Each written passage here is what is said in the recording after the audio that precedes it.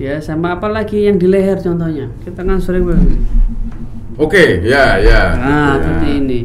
Kalau bisa memang ditaruh tegak kepalanya.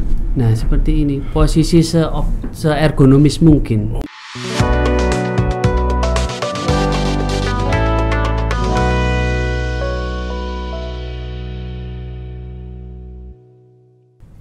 Assalamualaikum warahmatullahi wabarakatuh. Ketemu lagi dengan saya Syafiq Manaf di Sakinah Menyapa.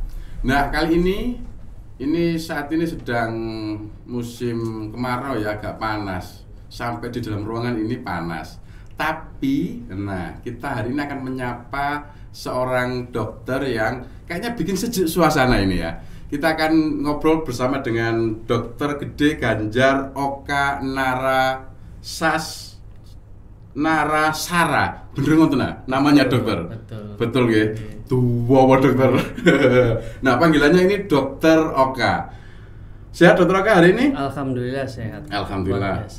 Sehat dan ya menyejukkan suasana kan ya di saat di panas-panas gini. Nah, Dokter Oka, betul gitu ya panggilannya ya? Iya, betul. Dokter Oka ini adalah dokter spesialis kedokteran fisik dan rehabilitasi. Penggaweannya apa, Dok? Nah, mungkin banyak yang belum tahu dokter rehab medik itu apa. Yang sebelumnya memang sebelum tahun 2010, dokter spesialis, judulnya itu dokter spesialis rehabilitasi medik. Oh, rehabilitasi medik. Setelah tahun 2010 disesuaikan, diganti menjadi dokter SPKFR, kedokteran fisik dan rehabilitasi. Ya. Nah, apa sih kedokteran fisik dan rehabilitasi ini? Yaitu suatu spesialisasi di bidang kedokteran yang fokus pada fungsi, ya. Fungsi apa maksudnya, Dok? Fungsi contohnya gini. Pasien kan nyeri lutut. Oke. Nah, sama spesialis lain dikasih obat lah dan lain-lain penanganannya. Nah, ada yang tertinggal keterapian fisiknya. Oh, ya. Artinya kalau saya nggak tahu lah linunya kenapa ya, atau nyeri ya. Nyerinya kenapa gitu. Kalau biasanya nih kita ke klinik atau ke paling dekat kalau di desa itu kayaknya ke bidan mungkin kadang-kadang ya, bidan desa gitu. Kita biasanya hanya diberi anti nyeri kan begitu, Dok ya. Itu ada yang terlewat. Betul. Apa itu yang tadi terlewat itu? Nah, contoh yang paling sering kan memang kasus nyeri lutut ataupun nyeri punggung ya. Nyeri punggung, oke. Memang ada komponen yang meradang di situ. Banyak penyebabnya nyeri lutut. Nah, faktor-faktor nyerinya itu mungkin dokter spesialis lain akan ngasih obat, mengobati. Nah, ada yang kurang, evaluasinya apa? Contohnya kekuatan ototnya bagaimana? Sepatu yang digunakan seperti apa? Aktivitas sehari-harinya seperti apa? Seperti itu. Memang dokter rehab ini mendiagnosis fungsi dari organ-organ itu ya. Selain organ, kita dibagi menjadi 3. Impairment, disabilitas, sama handicap. Wangil bahasanya itu, Dok. Ya, jadi kalau untuk impairment ini itu di tingkat organnya. Jadi contohnya apa organ ini? Lututnya. Lututnya ya. Misalnya ya. Terus kemudian di handicapnya. Handicapnya itu apa? Handicapnya itu seperti dia kerja di sawah biasanya, terus nggak bisa kerja lagi, karena apa? Betul. Disabilitas. Disabilitasnya, kenapa? Nyeri di lutut, nyerinya ini. Ya. Artinya butuh penanganan yang lebih secara komprehensif, lebih menyeluruh, lebih holistik gitulah ya. Secara komprehensif. Jadi tidak hanya di tingkat pasiennya, juga edukasi ke keluarga. Kadang siapa lagi? Kantornya, tempat bekerja. Loh, kok kantornya bareng, Dok? Enggak, kadang kita dapat beberapa pasien itu minta surat izin. Kadang pun kita merekomendasikan pasien itu tidak bisa bekerja di tempat tersebut karena di tempat tersebut dia akan nyeri lagi. Mungkin ada tangga, lokasinya. Betul, gitu ya. Kemarin juga ada pasien, Dok, saya ngajar di lantai 2. Di lantai 2. Bu, coba ngomong ke kepala sekolahnya atau apa untuk pindah ke lantai bawah. Oke. Kalau nggak bisa ya kita edukasi cara naik turun tangga yang baik dan benar seperti itu. Jadi tidak hanya mengobati nyeri lututnya saja, tapi secara komprehensif. Secara komprehensif. Betul. Diburu cara nih naik tangga yang baik dan benar. Betul. Loh, iki anu rek, apa ya? Nggak biasa kayaknya ya. Ada dokter yang nangani memberikan advice cara naik tangga yang baik dan benar. Ini kayaknya ya nggak umum gitu dok, nggak umum. Karena kalau kita yang tadi dokter katakan kan bahwa rehab medik itu diantaranya tadi ya, nyeri. Kita tahunya masyarakat secara umum lah, nyeri nguntal pil gitu kan dok ya. Nyerinya hilang ya sudah ya. Nah itu yang kemudian akhirnya istilahnya ya, secara kalau tidak ditangani dengan baik dan benar gitu, setelah lambat laun beberapa tahun ini akhirnya terjadi keparahan kan begitu ya. Nah sebenarnya ketika nih contoh saya nih ya, kan juga saya kerjanya di lapangan gitu ya, tiba-tiba mungkin di suatu saat nggak tahu terjatuh ataukah ketatap gitu dok ya. Nah ini sebenarnya selain ke dokter umum atau ke klinik terdekat, atau kalau di desa itu bidan desa, apa yang harus kita lakukan dok? Contohnya seperti nyeri tadi kayak tadi semuanya saya terjatuh atau saya kebentuk terus ada terbentur lah, terus ada nyeri, betul. Akhirnya nyeri entah di tangan atau di kaki. Ya, kalau untuk penanganan pertama sih dikompres dingin ya, selama itu tidak ada luka terbuka. Jadi kayak lecet, babras, keluar darah, nah jangan dikompres dingin. Memang ke dokter umum dulu yang jelas, atau ke vaskes yang pertama dulu. Atau kalau parah memang harus ke UGD. Nah, ke spesialis lainnya itu kan nanti menunggu arahan dari dokter umumnya. Nah, biasanya nih ketika kita setelah mengalami sesuatu, entah itu seperti yang saya tadi, entah setelah jatuh atau terbentur sesuatu, ataukah tadi jenengan dokter mengatakan di sawah gitu ya, entah waktu nyangkul nggak pas atau gimana. Nah, itu kan ada keadaannya kemudian ternyata nyeri. Kita sudah ke dokter nih atau ke fasilitas kesehatan terdekat lah ya, itu kemudian ditangani, entah diberi pil atau kemudian diberi pertolongan pertama lah ya. Nah, setelah beberapa hari kemudian dok, ternyata kok nyerinya pancet, itu harus menghubungi jenengan atau gimana itu dok? Iya, kalau di sistem kita di Indonesia memang nggak bisa langsung bypass kecuali pasien umum. Oh iya. Iya. Jadi kembali lagi ke dokter yang menangani pertama dulu, Pak. Oke. Jadi misalnya dengan jatuh atau apa, nyeri, kontrol ke dokter, UGD, nyeri tidak berkurang 3 hari, kembali lagi ke dokter pemeriksa sebelumnya. Iya. Misalnya di Puskesmas tidak ada perbaikan, nanti akan dirujuk ke rumah sakit. Oke. Ke dokter yang lebih berkompeten. Iya. Ini mungkin yang perlu disampaikan kepada masyarakat bahwa ketika kita mendapatkan pengobatan ataupun penanganan medis nih terkait keluhan kita, jika kemudian biasanya 3 hari kan dok ya, 3 sampai seminggu lah katakan ya, ini masih ada kalau contohnya ini nyeri gitu ya balik nang puskesmas, balik ke klinik untuk periksa lagi gitu kan ya. Karena kalau 3 hari seminggu tidak ada perubahan berarti ada yang sesuatu. Iya. Saya contohkan lagi, ada beberapa kasus kesleo saja.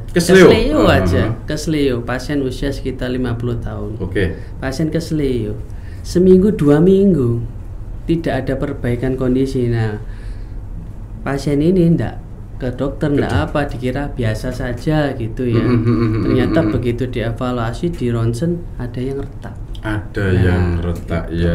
Berarti memang nyeri itu merupakan suatu sinyal bahwa kita ada apa-apa di tubuh kita. Harus istirahat, diperiksakan. Saya jadi ingat mertua saya dulu juga dok. Jadi mertua dulu itu kalau istilah Jawa mungkin apa ya? ngangkat barang itu mungkin nggak pas gitu ya. Iya. Akhirnya kemudian nyeri di punggung sini, Dok. Punggungnya. Apa ya istilahnya, kecedit atau apa ya kalau orang Jawa itu ya? Kalau orang Jawa sih memang kecedet ya. Kecedit ya istilahnya kan. Iya. Nah, itu setelah kecedit 1-2 hari dibiarkan, akhirnya tetap terasa sakit. Nah, setelah itu ya jeneng wong Jawa, Dok, ya kan. Itu akhirnya dibawa ke tukang pijat gitulah ya. Tukang pijat, akhirnya mungkin ya namanya dipijat itu kan enak gitu kan ya. Terus kemudian tidak dirasakan lagi. Setelah itu kerasa lagi, akhirnya ke dokter. Entah ke dokter vaskes terdekat lah ya, atau ke dokter praktek mandiri di kampung itu. Akhirnya mengkonsumsi obat nyeri punggung obat anti nyeri ini. Nah, akhirnya karena ini ketagihan begitu ya, nyeri dikit minum lagi. Akhirnya ya tidak tertangani dengan baik. Nah, ini kalau ini ada warga lain nih yang kemudian mengalami semacam itu, Dok, itu nggak boleh disepelekan memang, Dok ya? Memang betul sekali. Jadi nyeri punggung bawah ini ada, kalau kita bilang di bidang medis, red flag, tanda bahaya. Oh ya. Jadi ini misal nyeri punggung itu banyak, bisa dari tulangnya, bisa dari ototnya, ada saraf kejepit, ada lagi nyeri punggung lainnya, bukan karena nyeri punggung karena di punggungnya, tapi dari ginjalnya yang bermasalah, ada batu ginjalnya. Jadi memang harus dievaluasi semua. Yang paling berat adalah adanya tumor, kanker di tulang punggung. Iya. Itu rasanya beda-beda nggak sih, Dok? Oh, ini lorone tumor, oh ini lorono beda-beda. Ya? Jadi memang akhirnya dokternya ya kan yang tanya nyerinya seperti apa, rasa nyerinya seperti apa, itu nanti dokternya yang menentukan. Kemudian kalau nyeri punggung, red flag-nya apa, tanda bahayanya apa? Ketika istirahat itu nyerinya tidak hilang. Hati-hati. Oh iya. Berbaring pun pasien masih kesakitan. Tidak mereda dengan obat nyeri. Itu waspada, ya. Terus apa lagi? Tiba-tiba ada gangguan kencing, tidak bisa kencing, tidak bisa BAB, kakinya lemes. Lemes, itu sudah complicated. Iya. Kadang kan pasien itu nyun sewu nggih. Meremehkan rasa nyeri di punggung. Kadang pasien datang sudah berapa? Sudah lama, sudah tahunan baru teman ini baru kena. Jadi tapi ya saya nggak menakut-nakuti nggih. Jadi cuman untuk biar waspada, ya paling baik memang periksa. Kalau nggak ada apa-apa, alhamdulillah. Periksanya ya ke Sakinah ya. Ya itu tadi yang disampaikan dokter. Kena apa-apa periksa. Iya. Jangan nunggu parah. Iya. Nah, memang mayoritas masyarakat kita kan begitu kan, Dok, ya kan ya. Ngeluh tok. Wis kayak gini aja, itu kan dianggap sepele, padahal ya fasilitas kesehatan kita kan sudah mulai membaik nih ya. Jadi silahkan vaskes terdekat di mana. Kalau memang setelah ring beberapa hari biasanya itu masih terasa sakit ya, balik saja kan begitu kan. Betul, ya. Biar dengan kalau mayoritas yang ditangani oleh dokter di Rumah Sakit Sakinah ini memang rata-rata kondisinya begitu atau gimana, Dok? Iya begitu, nyeri punggung, nyeri lutut, kondisinya sama sudah pasca stroke. Kadang rata-rata sih memang sudah tahunan ya. Sudah tahunan, ya. Artinya, mohon maaf nih, agak terlambat gitu ya ditangani atau gimana? Kalau terlambat sih belum ada kata terlambat ibaratnya. Kecuali kalau di lutut sudah terjadi, lututnya nggak bisa lurus, nggak bisa nekuk, sudah mengkong, itu memang sudah terlambat. Tapi apakah masih bisa dikatakan terlambat? Masih belum bisa kita katakan terlambat juga, masih bisa kita cegah supaya tidak tambah parah lagi. Oke. Nah, Dok, diminum dulu banyak, Dok ya. Rotok ngelak gak enak kayak ini. Dok kering. Nah dok, untuk penyakit apa ya, gangguan nyeri seperti itu ya, ada yang di punggung, ada yang di lutut, mungkin juga ada yang di tangan gitu ya. Pasca stroke juga kita. Pasca stroke juga ya. Nah itu apa yang dilakukan di di fasilitas rehab medik itu kepada pasien? Jadi yang sesuai alurnya, pasien datang akan diperiksa oleh dokter rehabilitasi medik. Kita nanti akan mendiagnosis fungsinya lagi. Fungsi yang terganggu pada pasien ini apa saja. Jadi misal di nyeri punggung, ya, nyeri punggung kita evaluasi, ternyata ditemukan ototnya kaku. Ototnya kaku kan. Kemudian ternyata kita tanya lagi, selama ini pasien bekerja dengan posisi yang tidak baik dan benar. Jadi kita evaluasi semua. Nanti dokter rehabilitasinya nanti akan memprogramkan terapi yang akan diberikan, baik latihan fisik ataupun modalitas terapi. Nah, kalau di sini kita punya banyak modalitas terapi, ultrasound terapi, elektroterapi, dan terapi latihannya yang dilakukan oleh fisioterapis. Apa dok, terapi bahasa apa ya, secara bahasa masyarakat lah ya, apa tadi elektroterapi, terus apa sonar terapi ya, ultrasound. Jadi intinya itu terapi pemanasan. Terus bedanya apa dok sama dikompres hangat gini-gini? Nah itu beda. Jadi kalau terapi pemanasan itu ada dua, terapi pemanasan dalam sama terapi pemanasan luar. Jadi kalau bahasa kerennya deep diathermy sama superficial diathermy. Nah, superficial diathermy ini atau terapi panas luar ini berjemur aja. Berjemur, berjemur, dikompres hangat, itu termasuk itu. Sedangkan alat-alat kita itu ada deep diathermy. Itu yang tidak bisa yang tidak bisa dilakukan pasien sendiri. Di rumah. Kalau itu yang elektroterapi stimulasi, itu memang ada dua, satu untuk stimulasi ototnya, yang satu untuk meredakan rasa nyeri. Tergantung gelombang yang kita berikan. Dok, kalau jenengan spesialnya lulus tahun berapa dok?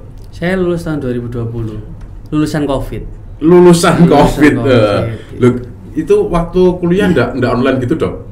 Alhamdulillah saya ndak online, jadi waktu ujiannya yang online. Yang online. Tapi walaupun COVID ya, namanya kedokteran ya, baik yang umum maupun spesialis, kayaknya ya nggak ada yang online dok ya?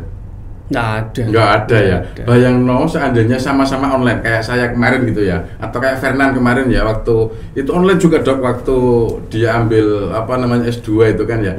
Kalau online terus piye nanganine kan ya kan? Nah, memang yang saya tahu ya masih ada kuliah online. Tapi untuk secara prakteknya tetap harus fisik. Iya, itu karena memang ya namanya kedokteran itu harus megang gitu, artinya entah megang alat, entah megang pasien kan. Kalau nggak megang pasien nanti kita digantikan AI. Itu tantangan kita nih, AI. Sudah masuk di dunia kedokteran ini dok? Sudah ya? Kemarin Pak Menkes kan sudah membahas itu. Baik, kurang update aku kira. AI di bidang kedokteran. Tapi nggak iso masuk nyontek juga pakai AI dok. Nah itu saya kurang tahu. Nanti lah ya, update lagi lah ya. Nah dok, 2020 ya, lulus dari spesialis rehab medik atau spesialis kedokteran fisik dan rehabilitasi. Itu di kampus mana dok? Airlangga. Di Universitas Airlangga. Kalau dulu S1-nya di mana? S1 di Muhammadiyah Malang. Di Muhammadiyah Malang. Kalau lihat namanya ini kan Dokter Gede Ganjar Oka Narasara. Ini kan kayaknya warga atau orang Bali, bener dok? Saya campuran. Campuran. Ibu dari Jawa, bapak dari Bali. Oke. Tapi besar di Mojokerto. TK, SD, SMP, SMA di sini saya. Walah rek tak kira wong waduh tiba wong Mojokerto dhewe. Oke. Tapi karena campuran ya antara Bali dan Jawa, makanya kuliah kok Malang, Surabaya, ya tiba tanggo dhewe Dokter Oka ini. Dulu kenapa kok waktu setelah SD TK SD sampai SMA di Mojokerto kan ya. Kok terus kemudian milih ke dokter waktu itu, Dok? Milih ke dokter. Dulu sebelumnya saya malah di elektro setahun. Elektro? Iya. Kuliah di mana itu? Politeknik Malang. Oh, Politeknik Malang. Iya. Terus akhirnya berpindah ke kedokteran. Kedokteran. Karena meneruskan orang tua. Oh, sebenarnya secara apa ya? Secara apa istilah bahasanya arek saiki ku rek? Kesukaan atau apa istilahnya? Passionnya itu di elektro sebenarnya ya? Atau gimana? Enggak juga sih. Kalau saya cita-cita waktu kecil selalu ditanya, cita-citanya apa? Jadi dokter jadi. Oh iya.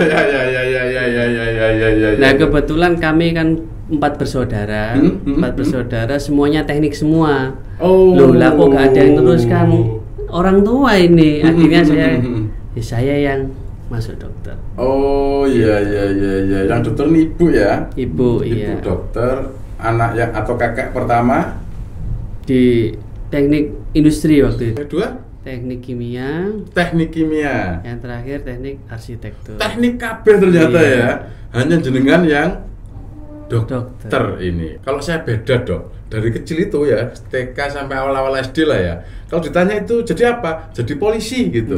Karena kebetulan rumah saya itu di depannya kantor polisi memang ya. Sampai tahu gak dadi polisi temen nanti Pak ya. Duh, dungone luwih mantep sampean berarti. Alhamdulillah.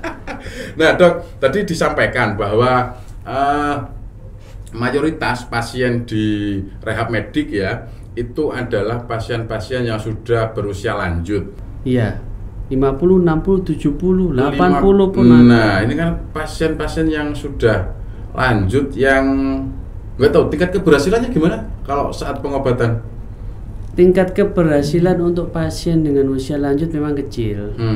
Karena memang goal terapinya adalah menurunkan rasa nyeri. Sedangkan pasien dengan usia lanjut itu sudah terjadi proses penuaan. Oke, dimana memang secara alamiah fungsi-fungsi dari tubuh ini memang sudah menurun. Ya. Kembali ke tadi yang keterlambatan untuk terapi, bisa dikatakan terlambat jika pasien tersebut sudah mengalami kekakuan sendi yang permanen. Kekakuan sendi yang permanen. Artinya seandainya nyerinya di sini gitu Dok. Misal di siku. Ini sudah nggak bisa digerakkan gitu ya? Sudah kita bantu stretching, kita regangkan masih tetap begini, itu sudah bisa dikatakan terlambat. Tapi apakah masih kita terapi? Kadang kita terapi, kita evaluasi. 1, 2, 3 berarti ada perubahan, kita kembalikan ke dokter. Biasanya kita ke bedah tulang, kita kembalikan. Apakah perlu dioperasi atau tidak? Oke. Artinya pokoknya nek durung kaku Dok ya. Iya. Dimanapun nyerinya, di kaki, di tangan, di punggung, segera ke rehab medik lah ya. Entah itu pakai proses melalui BPJS ataukah umum gitu ya, untuk ditangani agar tidak semakin parah di kemudian hari.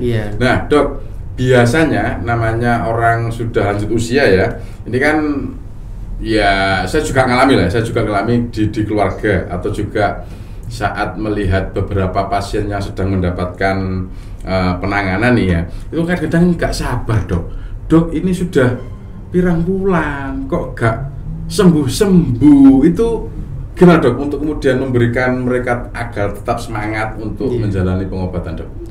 Jadi memang pasien pun baru 2 kali terapi aja sudah tanya ya? Dok, kok nggak ada perubahan? Nah seperti itu. Ya. Tapi yang memotivasi pasien kadang adalah ketika selesai terapi, Bu, setelah terapi bagaimana? Pak, setelah terapi bagaimana? Enak Dok setelah terapi. Nah, berarti memang efektivitas untuk terapinya ada. Jadi pasien diedukasi untuk tetap melanjutkan terapi. Pasti bosen, tapi lama-lama pasien bosennya hilang. Karena apa? Mereka ketemu pasien-pasien yang lain di sini. Oh iya. Akhirnya mereka diskusi sama cerita-cerita. Saya kemarin nggak bisa jalan, datang dengan kursi roda. Ada beberapa pasien datang dengan kursi roda. Setelah itu datang kembali jalan sendiri. Pasien datang ke polirehab pakai yang huruf U ini. Oh ya. Alat bantu jalan. Ya. Nanti datang ke kita sudah rutin terapi, nggak pakai alat. Itulah yang salah satu memotivasi pasien untuk rutin kontrol. Ya. Kalau bisa nggak dok di rata-rata, umpamanya nih, kalau biasanya datang dengan kursi roda itu, gangguan di mana biasanya dok? Biasanya di lutut atau pasca stroke. Iya. Nah, kalau pasien datang dengan kursi roda nih, sampai kemudian bisa jalan mandiri, itu prosesnya terapinya berapa lama? Nah ini. Kalau untuk proses terapi pun setiap pasien pun pasti tanya itu, dok berapa lama saya bisa jalan? Nah itu selalu saya bilang, kita evaluasi, kita tidak bisa bilang, Bu 3 bulan terapi, 6 bulan terapi bisa jalan. Enggak.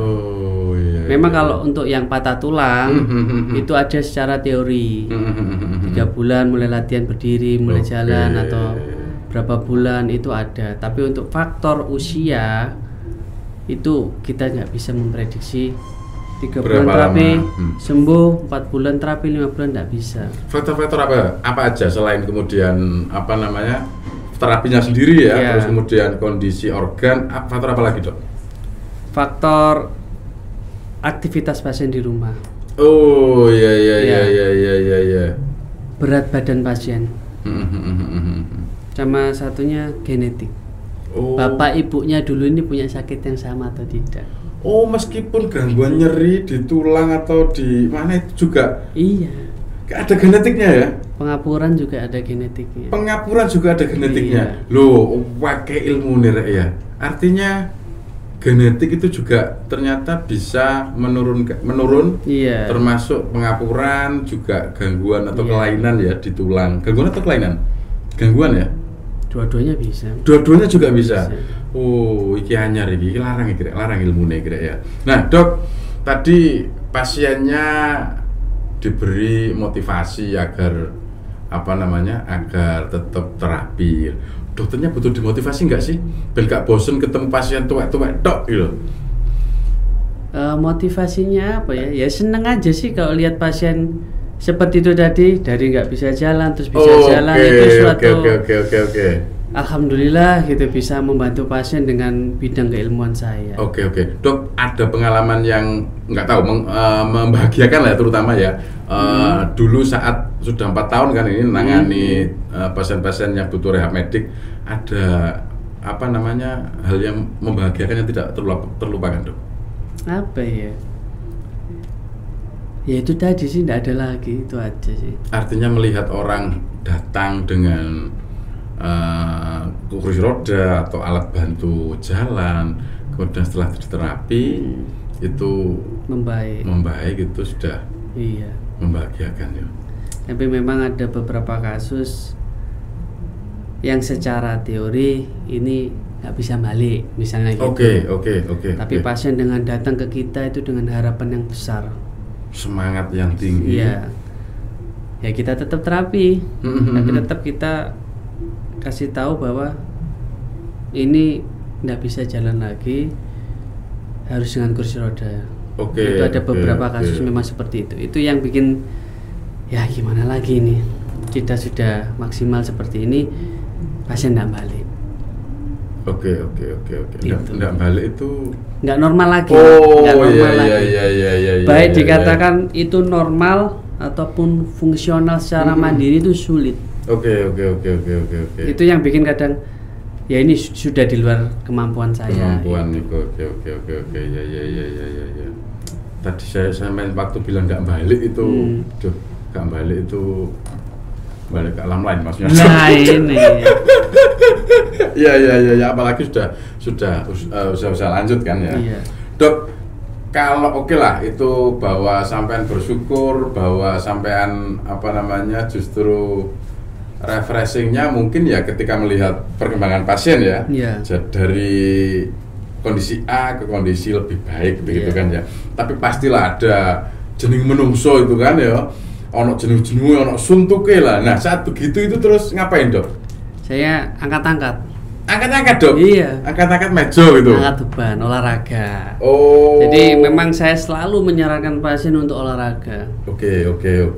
Selalu menyarankan pasien untuk olahraga, sedangkan saya sendiri hobinya olahraga. Angkat beban. Angkat beban. Iya. Yang gini apa yang gini, Dok? Ya semuanya. Semuanya ya. Terus refreshingnya gue ndi, Dok? Ya, saya punya alat sendiri di rumah. Oke.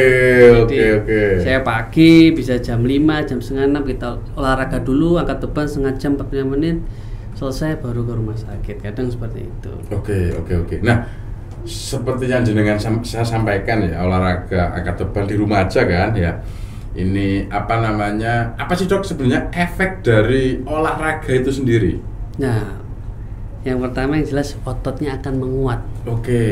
Tulangnya mencegah kropos. Dipakai terus tulangnya. Oke. Ya. Otot pernafasannya. Jadi olahraga ini banyak. Jadi latihan kalau dari tim kami sendiri ada latihan penguatan, latihan fleksibilitas, latihan pernafasan. Ini harus kita latih semua. Dan apalagi latihan ini merilis hormon endorfin. Apa itu, Dok? Hormon kebahagiaan. Oh, ya. Jadi bahagia kita itu, senang, senyum terus nanti kita. Oke. Tapi bukan obatnya habis loh ya.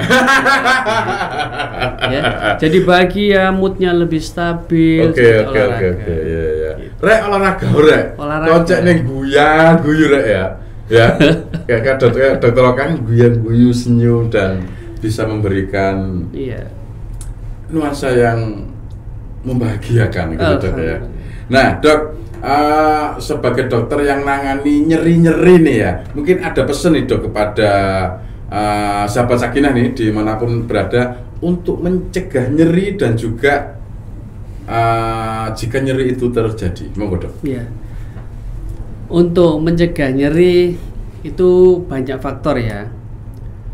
Tergantung nyeri di mana dulu, di lutut, di punggung, di leher, di bahu, banyak sekali. Oke. Ya. Contoh kalau di lutut.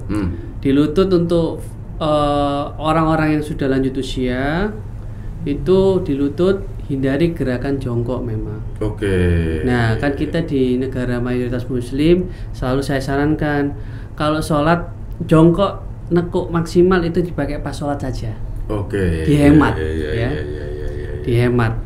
Terus aktivitas naik turun tangganya kalau bisa satu anak tangga. Kalau nyeri punggung, apa yang harus dicegah supaya nggak bikin nyeri punggung? Mencegah. Yang belum sakit supaya nggak sakit. Posisi duduk yang benar, posisi ergonomi saat bekerja. Nah, memang sama angkat. Kan biasanya kita tidak bisa menghindari ngangkat beban. Oke. Entah ngangkat galon, ngangkat apapun itu, gunakan postur yang tepat. Postur yang tepat itu seperti apa? Punggungnya itu tidak boleh melengkung seperti ini. Harus tegak gitu, Dok. Iya, jadi kita ngangkat barang itu pakai otot paha kita.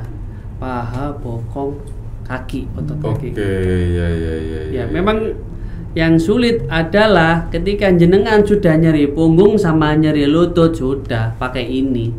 Tolong ambil no. Jadi kalau sudah ada nyeri lutut sama punggung itu memang agak repot. Oke. Nyeri lutut enggak boleh jongkok. Nyeri punggung enggak boleh bungkuk, sama ngambil barangnya harus jongkok. Itu enggak bisa. Oke. Dan satu lagi berat badan. Berat badan ideal ya. Diidealkan karena itu akan membebani lutut dan punggung juga. Oke. Ya. Paling delok peteng kurek. Aduh. Kayak betul mudun didik gitu. Ya, sama apa lagi yang di leher contohnya. Kita kan sering Oke, ya. Nah, seperti ini. Kalau bisa memang ditaruh tegak kepalanya. Nah, seperti ini. Posisi se-ergonomis mungkin. Oke. Buat gamer ya. Ngegame itu dingin ya. Iya. Nah, biasanya kursi gamer itu sudah ergonomik. Gitu ya. Nyun sewu biasanya mahal. Betul, mahal banget memang ya. Yang murah-murah sakit semua punggungnya biasanya. Biasanya. Artinya meskipun juga nyetir nih dok ya, ya usahakan juga tegak begini. Betul. Ya. Nah kadang kan ada yang orang nyetir itu punya gini. Ya betul. Nah ini sakit semua model leher dan punggung. Ya, jadi memang harus posisi ergonomis. Kalau jenengan bingung posisi ergonomis seperti apa, bisa browsing aja, tanya di internet posisi ergonomis saat angkat berat, saat duduk, saat apapun ada di internet, sudah lengkap sekarang. Oke. Zamannya mudah sekarang. Zamannya mudah. Nah, seandainya ini kurang jelas nih dok, bisa dok kemudian konsul ke jenengan gitu dok? Bisa. Bisa ya? Bisa. Di mana dok kalau mau konsul itu ya? Monggo di Rumah Sakit Islam Sakinah Mojokerto. Oke, itu tadi obrolan kita bersama dengan Dr. Gede Ganjar Oka Narasara yang akrab dipanggil Dr. Oka. Insya Allah banyak sekali manfaat kepada kita, mulai soal hal-hal baru yang kita ketahui, soal genetik, soal kesehatan tulang, soal nyeri dan sebagainya. Semoga ini bisa memberikan manfaat kepada sahabat Sakinah dimanapun berada. Terima kasih dok atas bincang-bincangnya. Saya yakin bisa memberikan manfaat kepada kita semuanya. Kita akhiri. Wallahul muwaffiq ila aqwamit thoriq. Assalamualaikum warahmatullahi wabarakatuh. Waalaikumsalam. Untuk dok waktunya.